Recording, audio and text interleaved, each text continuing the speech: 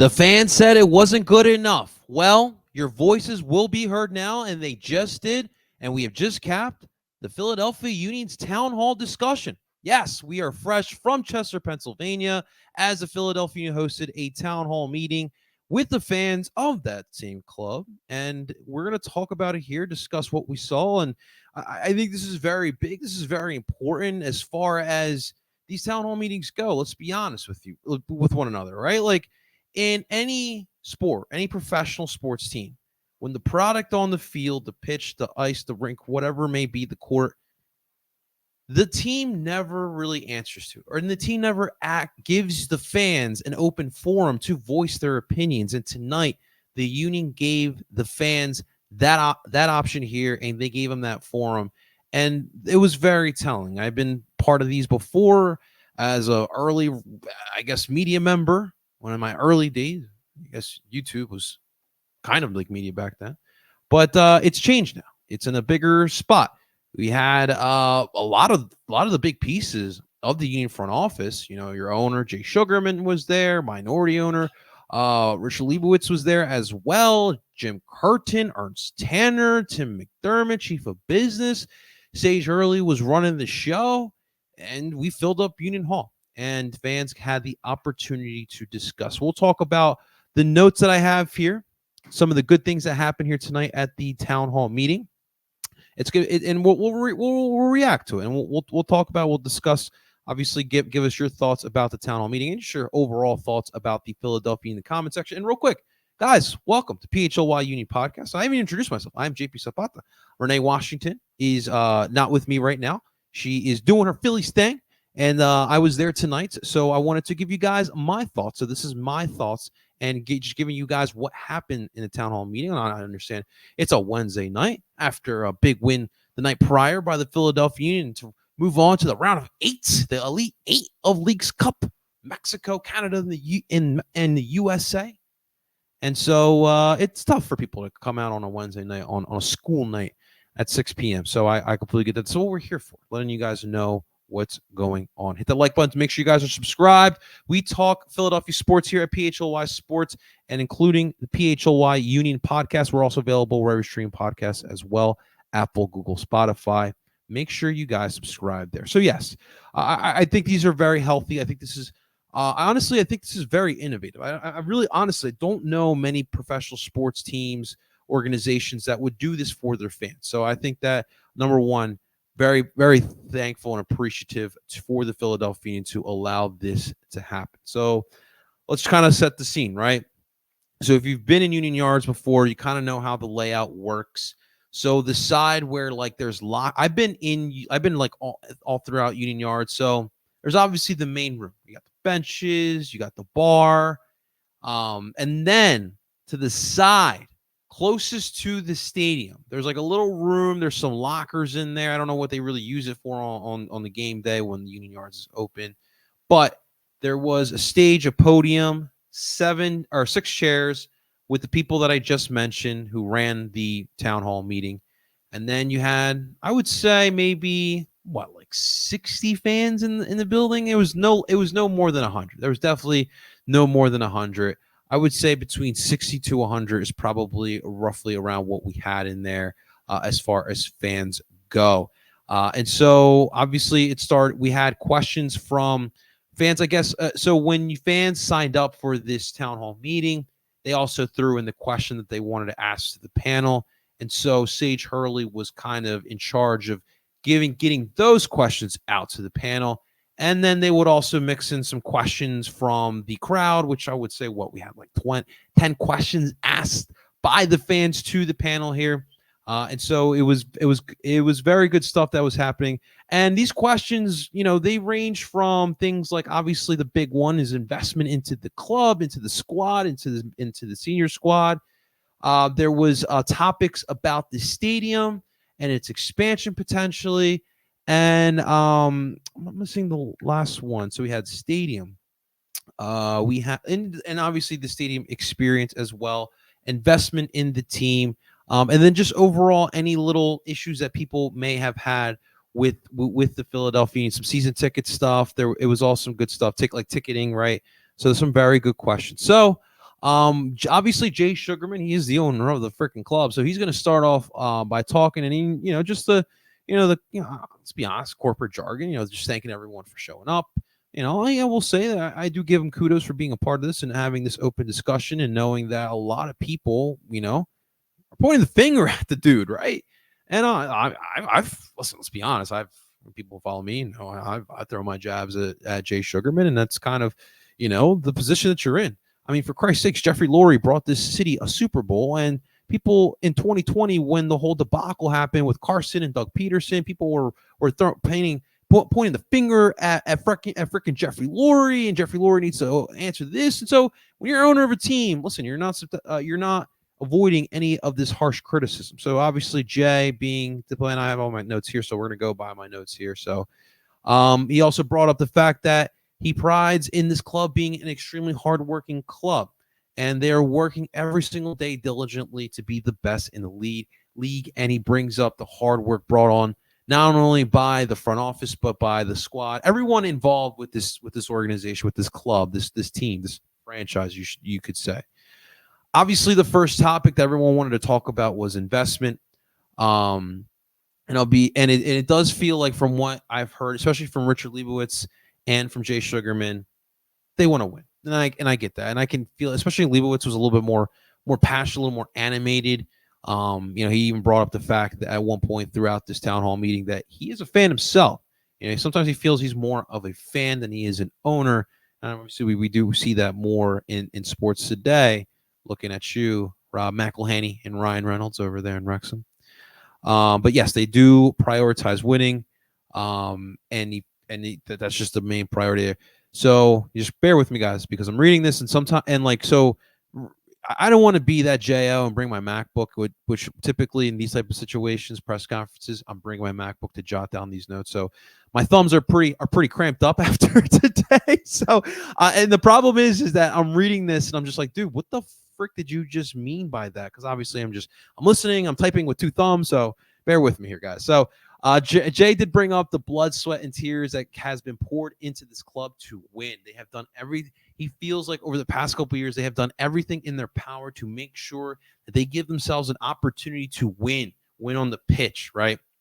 And he praises that they use the main thing that they try to do to win is by strategy, which, I mean, go figure, right? I mean, I feel like any team who's trying to win in any league or any sport, they have a strategy. I would hope they have a strategy, right?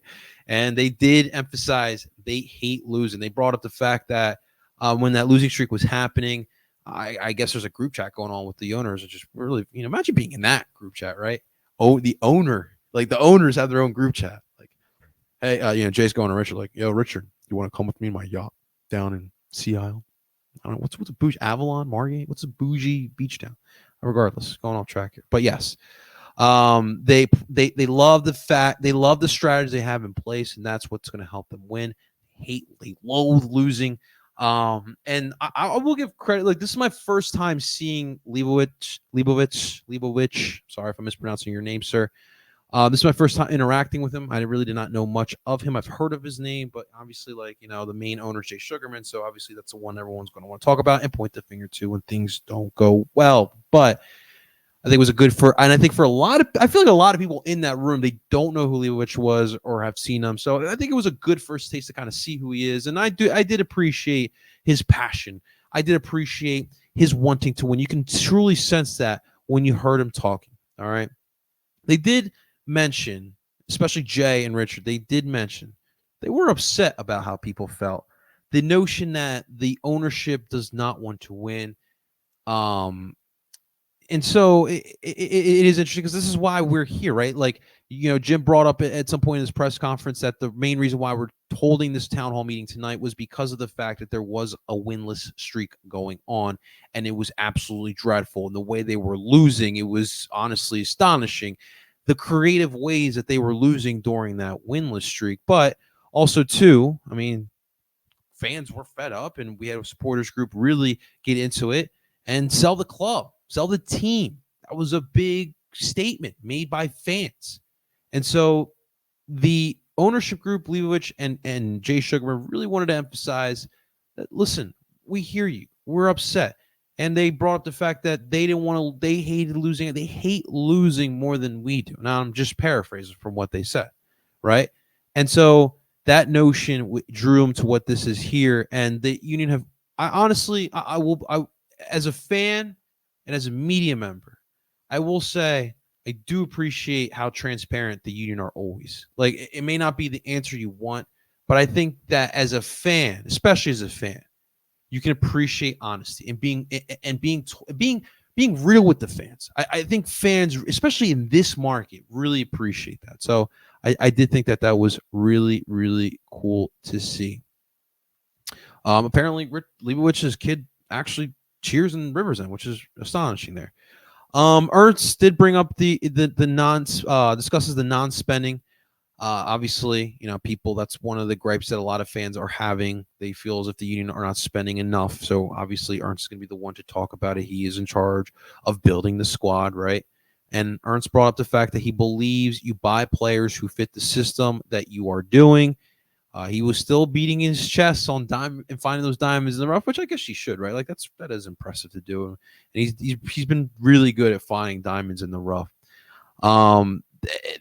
They need to do. Ernst said that they need to do whatever it takes to make them successful. Just hold on to that. He did bring up the money part about spending it. He says you can't just spend money. Also brought up that big spending clubs have not won every season. The union are figuring out how to be good for a long time. And this is one of the notions that you would hear throughout the night, that the union want to make sure they have a sustainable product that's good for a long time. And they believe that the teams right now who are spending the big money, you know, and he brought up some clubs like Toronto, Atlanta, which we all know that they just they spend money, but in dumb ways. The Miamis, both LA squads out there. He believes that those teams are not built to be successful for a run for a couple years. I did have to argue with that point there, because there is actually one team over in LA who, since they have arrived, now besides maybe one season, that was Bob Bradley's final year, and I'm talking about LAFC. Every year that they've been in this league, they have been competitive. 2 MLS Cup finals to show for it, and they are attracting good pieces. They are attracting good players, and we'll get more to this, but I don't think anybody wants to really spend like LAFC. And from what I felt from the crowd, from the fan base, and I feel the same way too, I think people do like how the union have built it, but they just don't want to take that next step and that next level. They feel that they are at the level that they need to be in order to be successful. But I would say that a majority of the room felt like there is a next step that could be had or that could be taken, and it's not being taken. And we'll get to more of that in just a second here. Where was I? Yes. So they want to be good for a long time. And so he says that his influences of the way he builds his team, developing, finding pieces to develop, whether it be kids or diamonds in the rough, like he alluded to earlier. He says that he learned that from Europe, because someone asked him, where does that come from? Why that set strategy? He says that's because it's what they do in Europe, and I learned that in Europe, so I'm going to do that here. I'm going to bring it here. I'm going to bring that model here. And that model is what attracted this ownership group to hire Ernst Tanner, because they feel that strategy works the best to be successful in this league. And quite honestly, they're not wrong. They have been successful for 5 years. Let's not, you know, we're all upset, but let's not lie here. Let's be real with ourselves. They have been good over the past couple of years. All right. This model that he used it at Hoffenheim. Real quick, I could probably look up. So if you guys are interested in seeing, you know, kind of the model and what Ernst did, so Ernst Tanner, who the hell is that guy? So Ernst Tanner really made his mark in Hoffenheim, and so there's an infamous signing that he had. Ernst Tanner actually scouted and found why am I Roberto Firmino. So if you guys don't know, Google something. But Roberto Firmino scored a lot of freaking goals for Liverpool. All right, I think he won Champions League as well. The UEFA, not the CCC or PCCL, but he won that one. All right. And so I'm trying to find the years that he was at Hoffenheim, but there's a Swiss entrepreneur named Ernst Tanner, which I just found that out here today. But Hoffenheim. Of course, it's not here, but I'll have to look. I'll have to look that up at another time here because this is. Oh, here we go. Oh wow, he was from 2012 to 2018. Now it was RB Salzburg. Oh, wait a minute. So I would say at some point in the early 2010s, Ernst Tanner was at Hoffenheim. That's really where he learned this model of building a team. And so those influences came here. So he did drop a juicy nugget here. The Carranza money could wind up being $3 million in total here. They did get GAM. That's what Ernst said. They did get GAM. The deal can wind up being $3 million when it's all said and done. Obviously, incentives are put in place. And so someone did ask, how did the Union keep up with the big money teams, your Miamis, your LAs, right? And Ernst again, he used the same answer. It's the model. That's how the Union will overcome those teams. So he believes the only way to beat the Miamis, the Cincinnatis, the LA, both LA teams, is through the model that they have now, developing from within, finding those pieces, those diamonds in the rough throughout the world, and they believe that is how they're going to compete. And that you're going to see a lot of repeating answers from the panel here that we saw here tonight. Jay Sugarman did bring up the training complex that is still being worked on, and still there's a lot more expansion to it.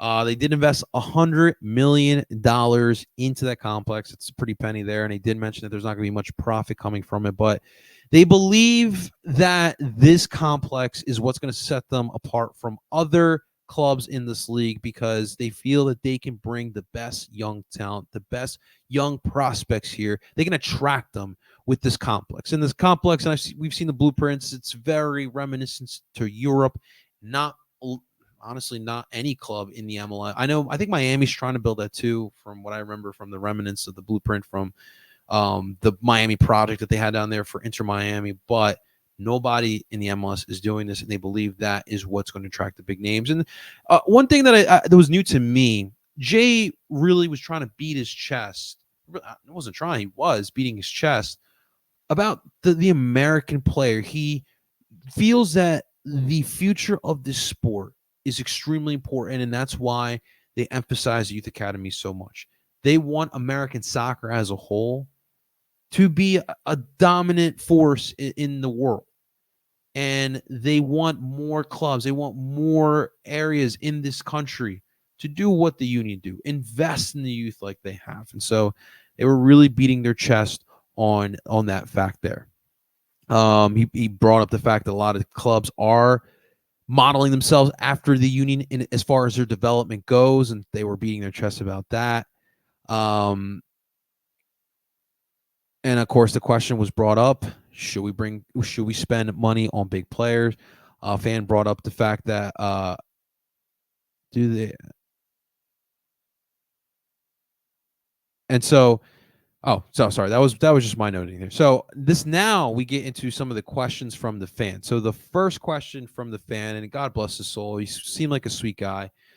He brought up the fact that what will the club do in the future, because he's just a little fed up with kind of the changing of the guards, if you would say, with the roster and the squad. He brought up the fact that Brujo Martinez, which, by the way, brought up a rumor. That's a report. It's not set in stone, although it does seem like it's going to happen, but it's still right now just a report that El Brujo will go to Corinthians. But he brought up the fact that we get Danley here from Mets, and he thought that would be a depth piece behind El Brujo for a run. And he was just upset that he found out that El Brujo was actually going to be on his way out as well. And he's just tired of falling in love with guys like El Brujo, guys like Carranza, and then here comes another player, and he just like it was a little bit too much from him. And I'm thinking in my head, I'm like, well, my dude, this is how the sport works. This is a business. I think, and I don't fault him because I do think that there's fans that do believe that. I always funny because I always look back at when the Eagles had to part ways with Brian Dawkins. I remember I was a freshman. I was getting ready for my sophomore year of football. I was in the weight room, and I found out as right before I was going in the weight room, I put my phone in my bag in my locker, and I see the news that or I hear the news that Brian Dawkins is signing with the Denver Broncos. And at 15 years old or 14 years old, however old I was extremely pissed off, and to the point where I didn't know if I could forgive the Eagles for trading away my favorite player of all time. And I bring it up now because fans always fall in love with players. And when they go without, a valid reason or reason that they can understand, they get mad. In hindsight, the Eagles did the right move because Brian Dawkins didn't even have a full season left in him of the dominant play that he had. So the Eagles got rid of Brian Dawkins at the right time. Now, obviously, and Ernst brought it up here, sometimes it is the right time to part ways with that player. And in this instance, too, that they brought up, sometimes just remember, guys, the MLS is not the NFL. We're not the best league in the world. Players have desires to play elsewhere. Europe will always be the pinnacle. And for Carranza, that's what he wanted.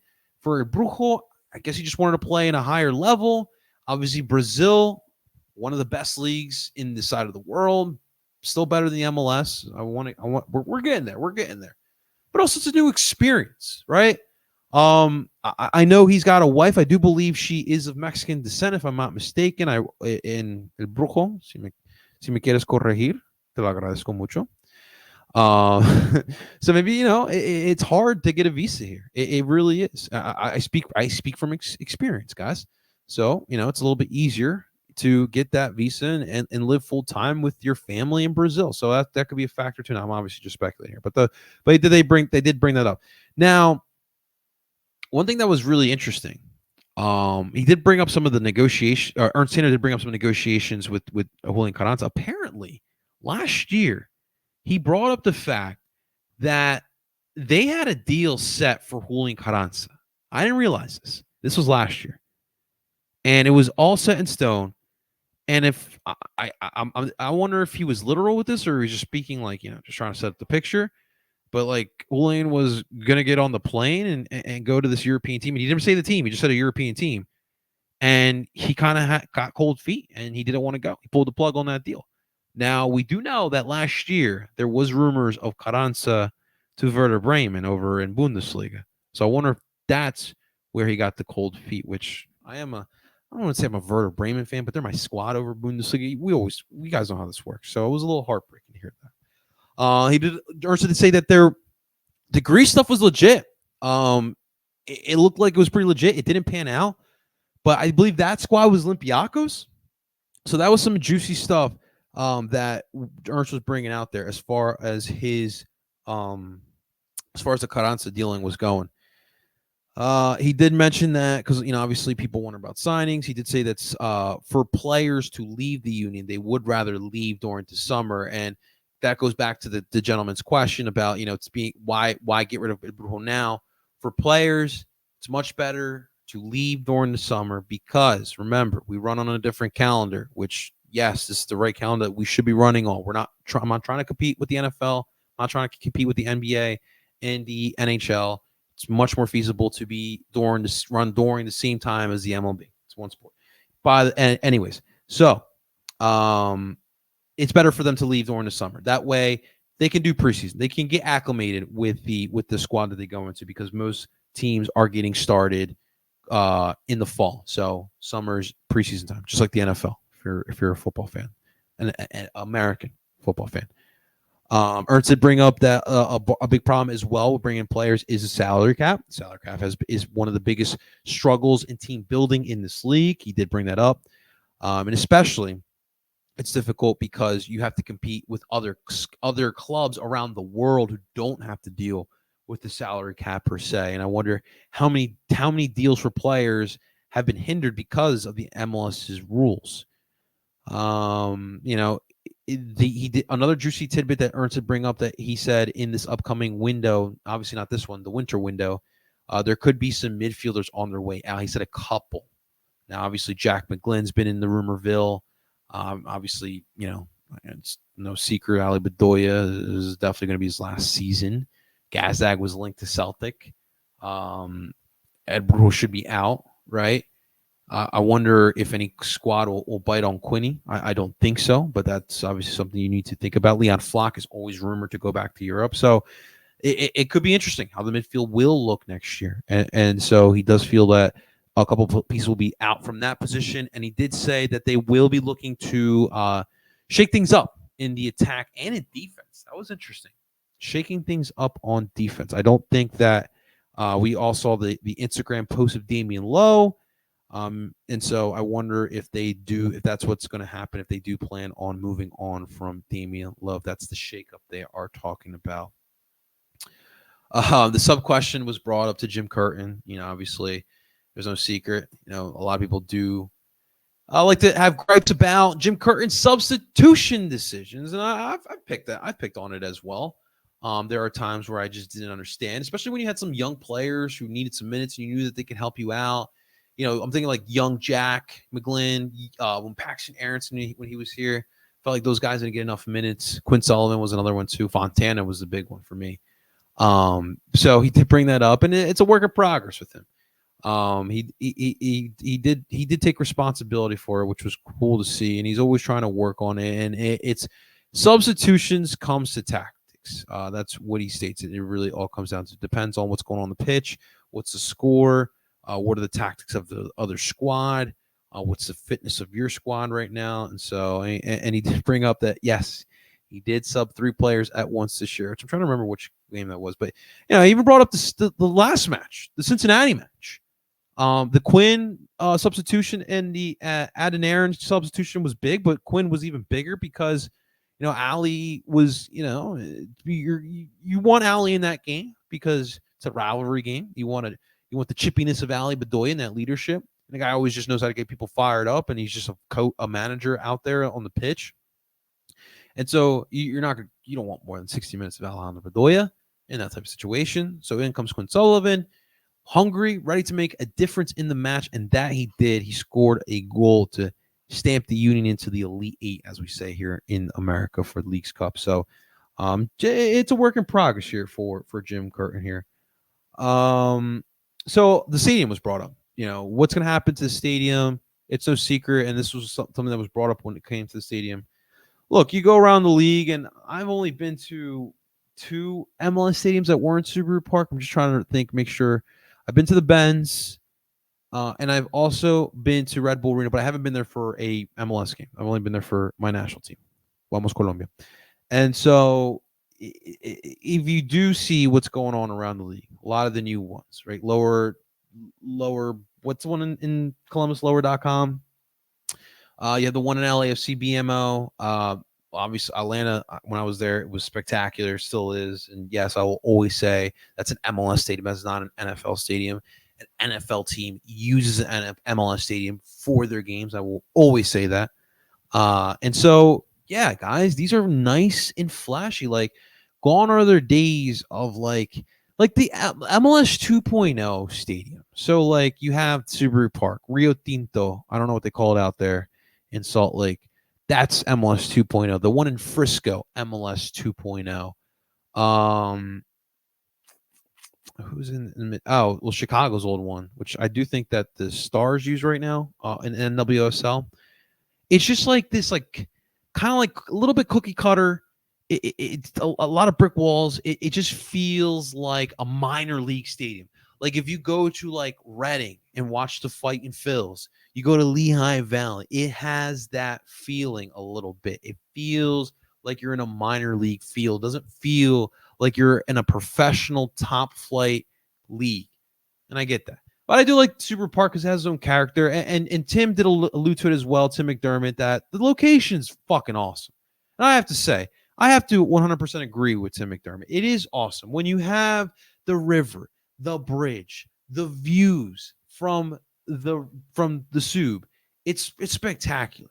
Now, obviously, as this club grows, this league grows, soccer popularity grows. We obviously have the World Cup in 2 years, which we expect a huge boom in popularity for our sport. You're probably going to get a lot more people at Subaru Park, and an expansion is going to have to happen soon, or at least the plans that you start thinking of. One thing they did say, they want more season ticket holders, right? They want to be on a waiting room. They get on a waiting room, that will guarantee stadium expansion. But in general, I think someone brought it up too. It does feel like, and just to quote this fan, they need like a cosmetic lift, right? Like you walk in, like it's cool. Like I love the murals. I'm a big mural guy, big graffiti guy. I love that stuff. That's not what I'm talking. But like the brick walls, like that to me, I think that's what kind of throws me off. That kind of feels like a minor league team. That's why I kind of said that. I do like the kids jerseys too from the little leagues that we have here in the area. That's cool, but there's a better way to do it. I think if anyone's ever been to Prudential Center in Newark for where the New Jersey Devils played NHL, they have this great section for high school hockey jerseys. I think it's very well presented. It kind of looks 3D-ish. That's something along the lines that I would like for the Union to do. So that's something I want to keep an eye on. That's my main concern, is just kind of updating Subaru Park, making it more modern, because obviously the stadium was built like 2008, 2010 we went and finished. 2008 is when we profound. Where we at here? So okay, here we go. Jay brought up the continuity in the squad. He feels that's extremely important in squad building. He wants guys who are familiar with the system, and he's more reluctant to pay those guys who are familiar with the system. That's why they have given extensions to Andre Blake. They bring back Kai Wagner. They bring back Alejandro Bedoya, which is very interesting. I wish someone would have asked about what happened last year in negotiations, because from what the report said, the meeting with Ali and Ernst was quick and a little disrespectful. So if you want guys who are familiar with the system, wouldn't you want the captain for the last half a decade more? I digress. By the way, no, he needs 2 more years. Ali, 8 seasons with the unit. It's insane, guys. Absolutely insane here. Ernst did miss the fact that they did miss on a couple players, and that stuff does happen. And then here we go. This was the moment of the town hall meeting. And shouts out to Mike Thomas, long friend of mine, very well-known Union fan on Twitter. If you don't follow Mike Thomas on Twitter and you're a Union fan, I don't know what you're doing, because you need to, because the man not only talks Union all the time, but he's extremely passionate about the Union, and that's what we love about him. But he asked the question that I wanted to know personally. I'm not going to ask it, so I'm not trying to attract attention. But the question about the ambition, and again, it does feel like these guys want to win, and it did generally feel like that. But their plan, it just feels like there's just a couple slight cracks. And obviously, we're just fans, but this is a smart market for sports. We live this, we breathe this. This is our lives. Whether it be the Union, the Sixers, the Phillies, the Flyers, or the Eagles, whatever it may be, we live this. So when we always want to look at who is successful, who is winning. And when you look at some of the successful clubs in this league, yes, we are included in that, but we haven't been able to get over the hump. And Mike brought up, questions about the way they developed the squad. And he brought up a lot of points that it was too much for me to type, but I'm just going to sum it up here. And it's honestly what I've asked on the show. One good point he brought up was the MLS Cup. When you look at your substitutions in that extra time, when you bring in Chris Donovan and the other team brings Gareth Bale, do we see the disparity there? That was obviously a big reason why you lost that MLS Cup. Now, again, nobody's asking to buy and go out and get a Gareth Bale. Nobody's asking that. And Mike brought up the point. Why can't we meet in the middle? And that's been my point all along. He brought up the Columbuses. He brought up the RSLs, the Charlottes. We see the ambition from smaller teams. And again, we shouldn't be opposed to what the Union are doing as far as building this team. But in order to get to that next level that we want, why can't we spend a little bit extra to find that difference maker who fits this team, who is a hard worker? I used to always say, if I'm going to bring a DP, I want a guy like Wayne Rooney. Because when Wayne Rooney came in here, he turned a DC United team that was extremely irrelevant. And just by the way he played on the pitch, it turned the fortunes of that club. They made the playoffs for like three straight seasons. And these seasons are all starting to become a blur for me. But that was always my thing. I wanted a DP like Wayne Rooney. Big name. Everyone knows him. Came in, changed the club culture. Loved it. Now, again, I'm not saying a Wayne Rooney out there. I don't know if there's a Wayne Rooney out there, to be quite honest with you. But Ernst seems to have a knack for finding talent all around the world. I mean, the dude founded Roberto Firmino. So you're telling me that at the $5 to $10 million range, you can't find a guy? I mean, I find that, and I get that. And Rich Leibowitz did bring something up, and one of the downfalls of building like a Miami or an LA, or let's look at Toronto. Toronto's a perfect example right now. You spend on those players, and you bring these big name players, and yes, butts come in seats, and you may experience some fun times. But these players are prima donna. Like, think about how look at Hassan Reddick with the Eagles right now. Dude's requesting a trade for the second time in less than 6 months. That mentality is the same with big-time soccer players. Those guys want to get paid. Those guys are a brand themselves. You bring one of those guys, they definitely can affect the culture. Things hit the fan, and then all three of them request a transfer, and then boom, you're rebuilding again. But again, the way they have built this team is great, but there is certainly a next step that we can take. And then, yes, so Mike did ask Jay Sugarman where his stance was, where he voted on. What did he vote on? So when, obviously, the discussions about relieving some of the roster restriction rules on these MLS clubs, owners have the ability to vote. And Mike asked him what he voted for. And obviously, he's not going to answer that. It's like asking guys, politically, who are you voting for? What do you stand by? Are you Democrat? Or are you Republican? Like, you're not going to ask that, which I thought it was ballsy, but that's why I love Mike. But yes, Jay dodged that question. Of course he's going to dodge that question. Jay did talk about a high-profile European striker that he was looking at during this period. I wonder what that was. He didn't obviously dive deep into that, but he did bring that up. That's another juicy tidbit there. And again, they brought up the high-profile players, and again, Ernst had this answer. Again, brought up that they don't want to kill the culture. I heard that. I heard the development. I heard the plan. The way they want to build the squad. You probably heard it like 10 times tonight. And so take that what you want. And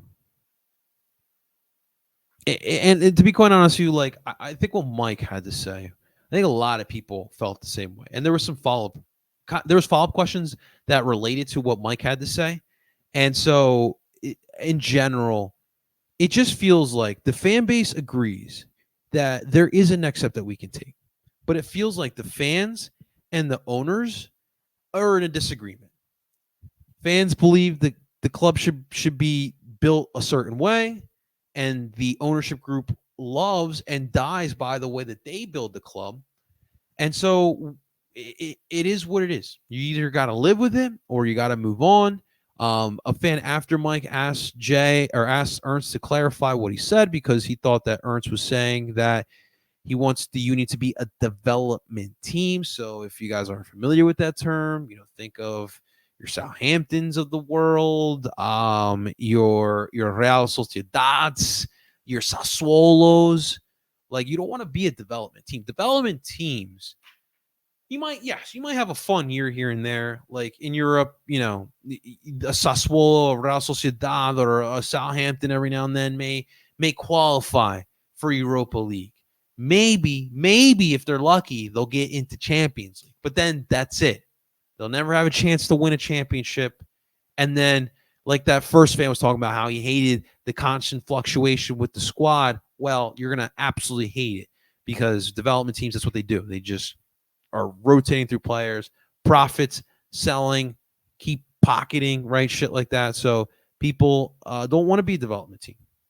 And so Ernst had to clarify that. And the fan said that, how can Philadelphia, the fifth biggest market in the United States, be a development team? And Ernst did clarify he doesn't want to be a developmental team. He wants to be a club that develops talent. He brought up Manchester City, how Pep Guardiola raves about developing players, which I found funny. I mean, that's a great way to kind of deflect that. The minute you compare your club and what you're doing to a Man City, a Chelsea, a Barcelona, Real Madrid, Juventus or AC Milan. I guess Juventus is not the same power as it once was. But the minute you start comparing to those clubs, people are like, "Oh, ooh." So I knew what he was doing there. I knew what he was doing there. But I digress on that. This was the baffling part of tonight. So Jay actually brought up the fact that he knew, and everybody on that panel knew about this congested schedule right now. And their plan for this congested schedule was to make sure everybody was healthy. What? That to me, I'm thinking in my head, I was like, Jay literally did not say that. Jay really said that? Jay literally said that. Their plan was to make sure their players were healthy. I mean, for Christ's sakes. The fact is that the winter transfer period, you didn't bring anyone of significance. Your Marcus Andersons, your Javier Bardicios. Marcus Anderson hasn't had a minute since the Seattle match. You rely on Jeremy Raffagnello. I thought that answer was insane. The fact that he brought that up. But yeah, the development pillar was brought up again. Homegrowns and young signings. These are things that the union wants to continue doing as we move forward. So that's really all the notes that I had. Those were all the questions. Overall, again, I thought this was a great experience. I'm glad I was able to be part of this again. I think this is very important, very healthy. And, a lot of the times as fans, we have thoughts, we have inclinations. And the panel, again, was, also trying to write off some of the rumors out there and some of the thoughts that people have, ideas that people have about how the ownership works. And I think that's very healthy to kind of be on that same page, especially, as a fan, you're investing money, you're investing time. I always say time is more valuable than money in most cases. And so you want to know what's going on with this club. And I think that's really important. But it is a little bit concerning that these guys don't see kind of what we see in a sense. There was like 3 separate questions that kind of all aligned with what Mike Thomas had to say. And again, that's really what I wanted to know tonight. I'm glad Mike asked that. And everything again was deflected back to the core values, the pillars, very corporate jargon. And honestly, I'm very tired of. I'm glad that I'm not really dealing with that anymore. But it just seems like the cop-out thing to do. I personally, and obviously, like, I have a little bit more knowledge in this game because I've been around it for a couple of years now, and obviously been invested in it and being acclimated with people who are very well in tune with it. It's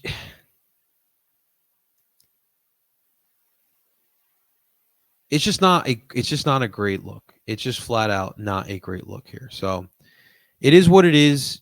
We're going to continue building like this. And hey, it may work out, but I'm going to stand by my stance is that there's nothing wrong with the way the Union are building. But I do see the trends around the league. I think that a Cincinnati, and obviously, listen, Cincinnati spent money smartly over the past couple seasons since Chris and Pat arrived there. And, it's funny is that they're having like a down year, but not really. Like they're second in the East, 5 points behind Miami. They've had maybe some ebbs and flows, a little bit of a roller coaster ride, but you're not always going to be as dominant. Like they were dominant last year. That's hard to replicate. You got to replace Brandon Vasquez. You got to replace Brenner. You still have Luciano Costa, but that's tough to do on the season to season basis. And I think that when there is that fluctuation with your squad year to year, I think a youth academy can be beneficial. Homegrowns can be beneficial to that. But I think to get over that hump, and I always bring this up, when it comes to the Union, I wish they'd take a page out of the 1980 Phillies. The Phillies were right there for a couple of years. They were right there. Couldn't get past the Astros. Couldn't get past the Dodgers. It's tough. And what they do, they got a guy who knows how to win and who was a vet and was still productive. Pete Rose. Pete Rose was the big reason why the Phillies were able to get over the hump in 1980. I just want I want the Union to find their own Pete Rose. And hopefully this Pete Rose is not a gambling degenerate or a freaking pedophile. So that's all I hope for. But that's really all that happened here at the town hall meeting. I'm beat. I'm exhausted. Got to wake up early for the Anthony Gargano show. But I thought that was great again. And thank you for everyone who participated tonight. You know, as someone who covers this team, the squad, I thought you guys brought your passion as you always do. And I thank you guys because I think a lot of people, especially people who couldn't make it, felt the same way. And everyone who stood up and asked those questions, I give a lot of kudos to you. So, yeah, that was a town hall meeting. In the comment section, let us know your thoughts on the town hall meeting, anything that transpired. And what, if you could have been there, what would you want to know? What would you have asked to Jay, to Richard, to Jim, to Tim? Did I miss someone? And Ernst as well. So let us know in the comment section below. We'll be back again next week. Live show, 2:00. Myself, Renee Washington. We'll be recapping. Obviously, we have a big match. Big match. Elite 8 here for the Philadelphia Union here. I like that we're kind of turning this into like March Madness here. It's Leagues Cup. And I'm not really care for this tournament, but anything for the conference here and qualify for CCL. Mazatlan will be the next opponent, 7:30, Subaru Park. Hopefully we get a dub. But thank you so much for watching, guys. Make sure you guys hit that like button, subscribe for more Philly sports, including the Philadelphia Union. Until next time, ladies and gentlemen, I am JP Zapata, and as always, do ball.